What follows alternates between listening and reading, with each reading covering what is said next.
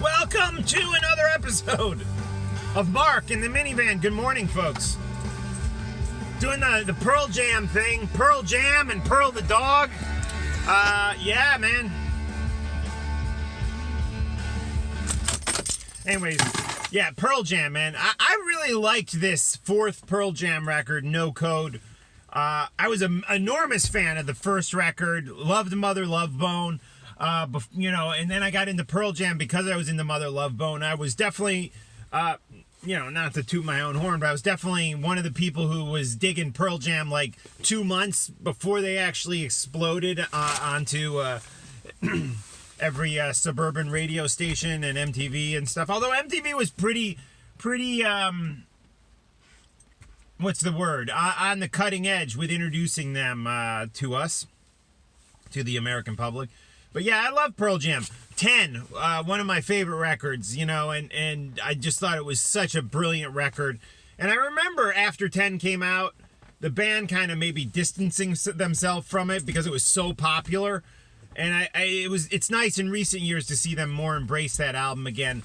And then they had the second, the third record, which I was kind of like, yeah, they were both good records. But I loved this No Code record, the fourth record, and people gave me shit about it at the time. They were like, Pearl Jam, they're over, they're not cool anymore. There's a lot of great songs on this record. You should check it out. Hail, Hail, one of their heaviest songs.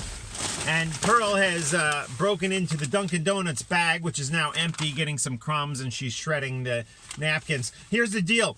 The South Orange, New Jersey Dunkin' Donuts, if you're going to get the vanilla cream filled, go there. Because the West Orange one, where I was just at, man, it sucks because they put just a tiny bit of cream in the vanilla creams. So, yeah, there's no agenda today, just kind of riffing. Love talking with you guys. I'm going to walk Pearl, but it's just started pouring rain, so who knows. So Dave Mustaine, we really hope he beats this. He said it's a 90% chance he'll beat this, which is, I guess, good odds, but fuck. Somebody said there's a 1 out of 10 chance you're going to die. And I don't know. It's so anyways, everyone, our thoughts are with Dave Mustaine. And, the news of this really got me thinking about my relationship with Dave Mustaine. I mean, I've only met the guy once and interviewed him once, but he's been a constant in my life. I remember when Killing Is My Business and Business Is Good came out. I have vivid memories of listening to that record for the first time. Vivid memories of seeing Megadeth in concert for the first time when I saw them in Boston on the So Far, So Good, So What concert. I really rate that concert top 10 for me, man. And I've seen Megadeth dozens of times since then. Dave Mustaine he's been a constant. He's done things that I haven't liked. He's done things, and I don't just mean artistically. I mean things he's said I haven't that I've strongly disagreed with. But in general, he's a guy I have so much love for, man, and that's why, when he did things that I didn't like go on Alex Jones's show and say something stupid, it bugged me so much because I do love Dave Mustaine, and if I didn't love him when he said hateful things or things that I disagreed with, it wouldn't have bothered me so much. But yeah, I love Dave Mustaine, and I hope he kicks this, man. I hope he's 100% and gives us some more years of rocking. I know he's had some physical problems in the past. I believe, didn't he have spinal surgery or surgery on his shoulder? I can't remember. But yeah, man, fingers crossed for you, Dave Mustaine. We do love you, and we do thank you for the amazing music you've given us through the years and so many great concerts. So hats off to Dave Mustaine, man.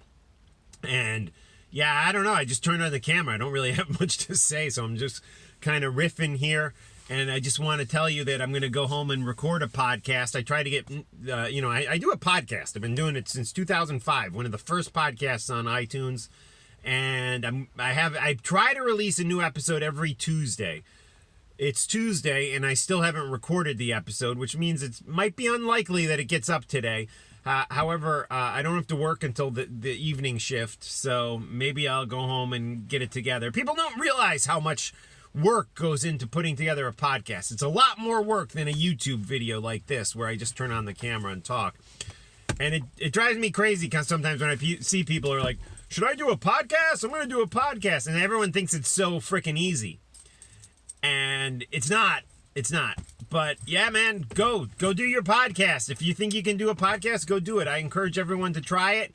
And I think it's the percentage of podcasts that last beyond 6 episodes. I was reading a stat recently. Is like 2%. so yeah, go do your podcast, see how it goes for you, and you will realize it's a shitload of work. But yeah, maybe it'll pay off. Maybe you get some enjoyment out of it. I make very little money off my podcast. It's a labor of love. I keep doing it. There are days I question why the hell I'm still doing it, but at the end of the day, I know it's because I still love it. So anyways, go listen to No Code by Pearl Jam. I haven't listened to the album in decades. Man, Hail Hail, one of their best songs. Love that. One of their hardest hitting songs. Pearl Jam, Pearl the dog. Pearl, look into the camera. There she is. About to get real wet on this walk. And we'll see you next time on Mark in the Minivan.